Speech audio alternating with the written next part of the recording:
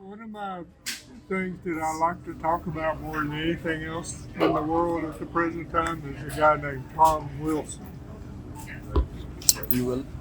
This is another artist, or Tom Wilson is a black man who was born in Waco, Texas in 1931 or 2.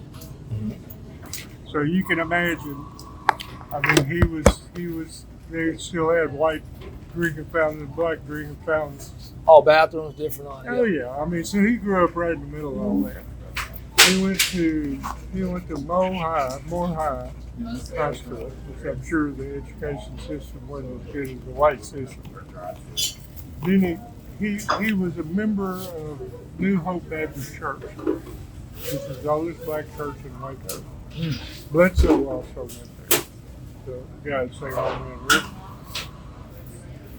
He went to Fisk University in Nashville. And then after he left Fisk, he went to Harvard. Graduated cum laude. Oh, there you go. One of only 11 black people in Harvard at that time. Probably in late 40s or 50s, somewhere around there. Yeah. After he started a jazz club at Harvard. And then after he left Harvard, he started his own jazz label. He recorded a lot of big famous jazz people. Spike Lee's dad was a famous, I don't know how famous, but he was a real good jazz bass player in New York, and he and Spike Lee's dad were buddies. Yeah. Goddard Leveson, who was president of Columbia Records, hired after Tom Wilson's label went under, he hired Tom Wilson to come to CBS as a producer, first black producer ever at CBS Records. He, from what I understand, convinced Bob Dylan to go electric. And he recorded Bob Dylan's first 3 electric albums. He produced Like a Rolling Stone, which is the #1 rock and roll record of all time. Well, after that, Columbia signed a group called Simon and Garfunkel, it was like a 1-album deal. And nothing happened. They had some play in Florida and stuff like that. So Simon and Garfunkel broke up. Paul Simon went back to Europe. Garfunkel went back to college. Tom Wilson went back in the studio, took some instruments off, put some electric instruments on, remixed the album, re-released the album, and Simon and Garfunkel became a name that everybody recognizes all over the world now. So without Tom Wilson, he wouldn't even be anything, you know. Paul Simon writes about him in his bio and offered to give him some publishing rights, which he turned down, which was amazing. I mean, this guy was really just a totally amazing person. Then he left Columbia and signed Frank Zappa. Now, Frank Zappa wasn't a huge act, but Frank Zappa was very influential. I mean, he still is today. I mean, he recorded the Velvet Underground, he recorded the Animals, he recorded Tom Clancy. I mean, he's got a list of names that is just huge that he produced. You can look him up.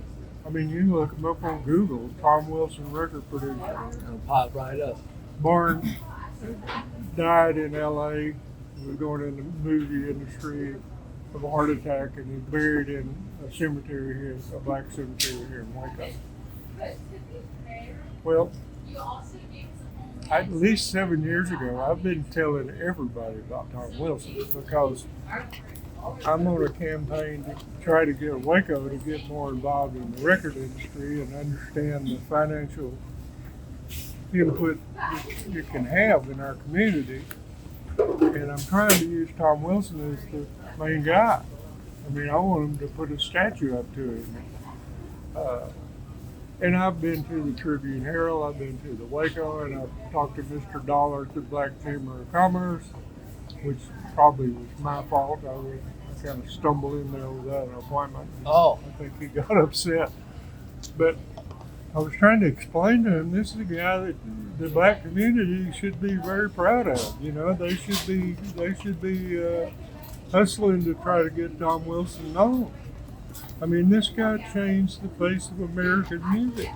Yeah. He was just incredible. Plus, Waco, the heart of Texas, which covers about I'm guessing a 35-mile radius, got a huge amount of famous songwriters, singers. That, so I'm trying to get them to recognize their past history, put some money into the music industry, help start a music union. And so far, I've had zero success. So that now I had to get that out of the way first because I'm very emotional and about Tom Wilson. Well, the fact that you brought him up and named everything you named, it's too interesting and too influential for me to like not mention in the mag. Like I feel like that's like all vital information that got to be in there now. Like, Oh, it's amazing. so now it's gonna get in there. So Now what? Now it's gonna be printed somewhere. So you did get somewhere now. Good. Yeah. Good. Because it doesn't make sense for me not to now. I'm like, oh, if he did all that, all right. So now I know that's going in there. Well, he's the most influential person to ever come out of this town musically. I mean, we got Willie. I mean, Willie's big, and we got Billy Joe, and we got Cindy Walker, and we got. It's Hank probably Thompson. because of how long ago his time was where they weren't. It was in the 70s. Yeah. And the fact that he's not in the Rock and Roll Hall of Fame is just a total Mind-blowing. injustice. I mean, it's just amazing that he's not in there. And I would like to hope that it wasn't because they didn't want a black rock producer to be in the Hall of Fame. I don't know. Yeah, and it could be, but Well, it could be that. I hope it's not that. But he's surfacing because even if it starts now. so, as far as my career, we had a record store right down there, which used to be Lake Air Mall.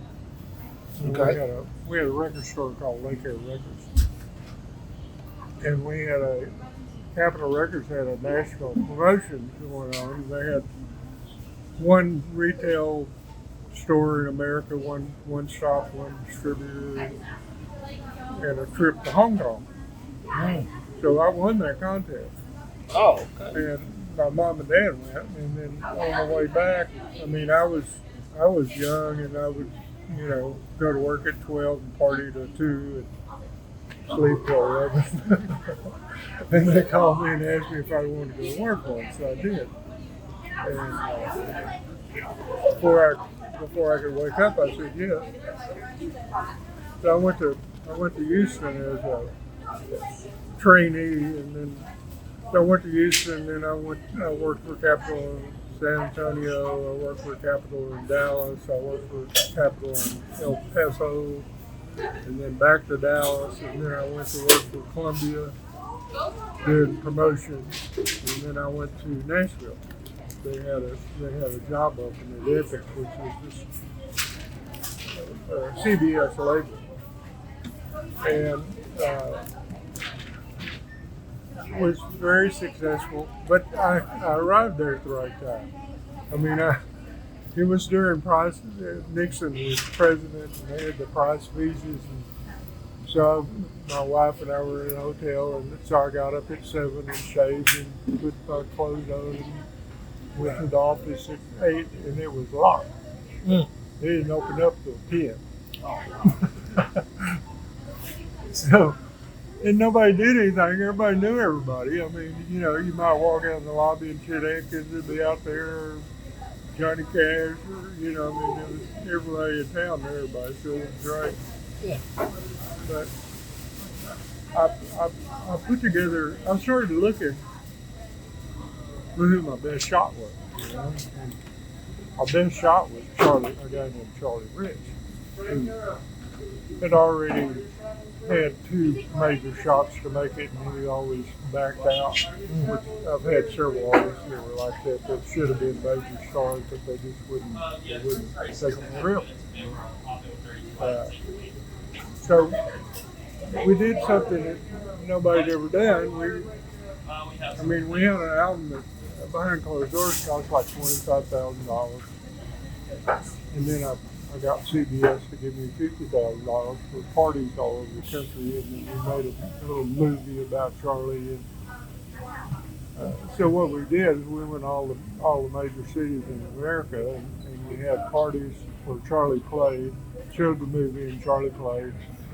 And we had all the one stops, we had all the record stores, we had the press there, we had all the radio stations, we had everybody in the town and the surrounding area of any parties come to the show. Well, it finally sold 3 million copies at $10 or something. Mm. And it was my biggest success and my biggest failure. There's a long story involved in it. And of course, everybody at CBS hated me because I just made them, $50 million or something. So they were, because it was real weird because I was like a naive little country boy, that loved what I was doing. And because I loved it, I was really good at it. Yeah. It's important. I would say things that nobody else would say. They'd ask me a question and I'd give them an answer. Mm-hmm. It was weird. And then I made a mistake and decided to go back to Capitol. Capitol wanted to hire me, so I went back to Capitol, and that was the worst thing I ever did. Mm. But there are a lot of weird stories that happen. One of the strangest ones was, it's not like I did anything. I just happened to be at the right place at the right time, which is usually the way it goes. It's usually the reason why people succeed is they have to be at the right place at the right time. It's not, a lot of times, you got to be talented and you got to be dedicated. Yeah. Talent doesn't mean you're going to succeed. That's right. It really does. You got to take a shot. It's nice to have it, but it's not the most important thing sometimes. But before I left CBS to go to Capitol, I was on a conference call that we had every Friday that had the national sales and promotion people and the regional people and all of that. And I don't know why I was still on there because 2 weeks later I was going to Capitol. The head of A&R came on and he announced that we just signed Anne Murray.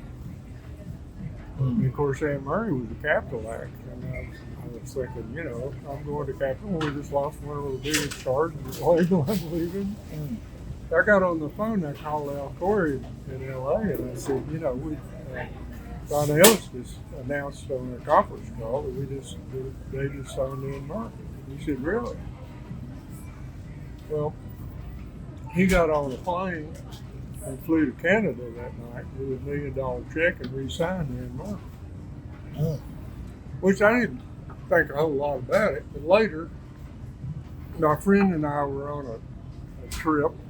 It was great, man. I had a big expense account. I could fly all over the United States, anytime I wanted to. I could just call my secretary and give me a plane to San Francisco. This friend of mine who worked for Warner Brothers, we were in LA and we went out to lunch with Emmylou Harris and Brian Hearn, who was her producer, who used to be Anne Murray's producer. So we were having dinner and I asked Brian, I said, how did y'all get together? And he said, well, I was Anne Murray's producer for years and Capitol didn't like me for some reason. I don't know what the reason was. He didn't say. But he said if Anne Murray was going to go to Epic Records, I was going to produce her. But when she stayed at Capitol, I was out. So Emmylou and I got together. So I was in there and I said, I looked at him and I said, I'm the reason why y'all are together. Yeah. Didn't quite understand. It was weird. That was one of the strangest things. Sometimes artists things can happen to them that they don't even know about, that are not anywhere in their control, that can affect their destiny. Uh, and the Capitol was, they finally fired me. I mean, it was horrible, and I had a nervous breakdown. I lost everything I had, lost everything I loved, ended up on the streets of Nashville. Cowboy Clement adopted me. You know, Cowboy's real name was Jack Clement. He was Johnny Cash's best friend. He was at Sun Records. He wrote Valley of the Teenage Queen. He was Waylon Jennings' brother-in-law. He produced all of the first 12 Charlie Pride albums. Crazy. I mean, just totally bizarre out there guy. He adopted me. And it was really weird. I mean, I didn't have any money, but he paid me enough to get by. Yeah. And I mean, Don Everly would hang out there. All these people, you know, Johnny Cash would walk in, or Alan Reynolds, or Waylon. But John Prine, Cowboy produced a couple albums on John Prine, and John was selling like probably 100,000 albums or 150,000 albums. But at that point, record labels weren't interested in anybody selling 100,000 albums, so they dropped John Prine. So I told him, I said, man, you got to start your own label. I said, it makes sense. I mean, you're selling 100,000 albums, and you got loyal fans that love you dearly. They're going to buy anything you do. Put And out. I said, you can make more money selling 100,000 albums on your own than selling 1 million with a label and not have to put up with all the bull. Yeah. So he started Old Boy Records. In the meantime, I went to work for Elektra, which is basically underground people. I mean, you can go to LA and everybody in the office would be tooting cocaine all day. They're all crazy. So, and then I finally my wife left and took the 2 children to Texas, so I just finally stopped and came home. I'd come home and I'd go back and I'd come home and I'd go back, and then finally I just stayed. But it was, I was real blessed to be in it. I loved what I was doing. It seemed to be a heartache to get out of it, but I was lucky to be there when I was. Yeah. Oh, yeah. It's great. And I'd go around singing "A Time in December." So that's kind of a rough idea of what I went through. I mean, I knew Tammy, I knew George. I mean, George, when he rode his lawnmower into town, came in and gave me all of his diamond rings to put in my desk so he wouldn't lose them when he was on his binge. And nowadays, what do you do? Well, I was in the rock business for a while. Sold rocks for houses in Boulder and Flagstone. Yeah. And then my mother got sick, and so I kept her for 5-6 years, and the business went away. So I hang out with Abel. Yeah. I hang out with Josh Bernard, local musicians that I've been around for a long time, basically trying to do what I can. So enjoying yourself, nothing too strenuous, just enjoying the moment. I ride bicycles all the time. I'll be 2 years older than Moses at the burning bush this month. So I'm blessed, man. I didn't. No woman shot me. You know, You survived. I could have been shot a long time ago. Well, you didn't. There's younger people than you ain't riding on bikes, so. Huh? There's younger people. There's people younger than you that's not riding a bike. So. Oh yeah, you're I doing mean, good. I just passed 12,000 miles. I ride a lot, and That's it gonna basically saved my life. Just say it's gonna keep you going. Yeah, it really Blood got a pump. So. really changed me a lot. And then I talk about Tom Wilson. I just hate it when that type of injustice prevails, you know. I mean, I've been trying to find somebody that knows Spike Lee and tell Spike Lee. Spike Lee could make a beautiful movie out of Tom Wilson's story. And since he knew Spike Lee's dad, I mean, you know, but, and I'm going to keep on trying. And I don't care if I get to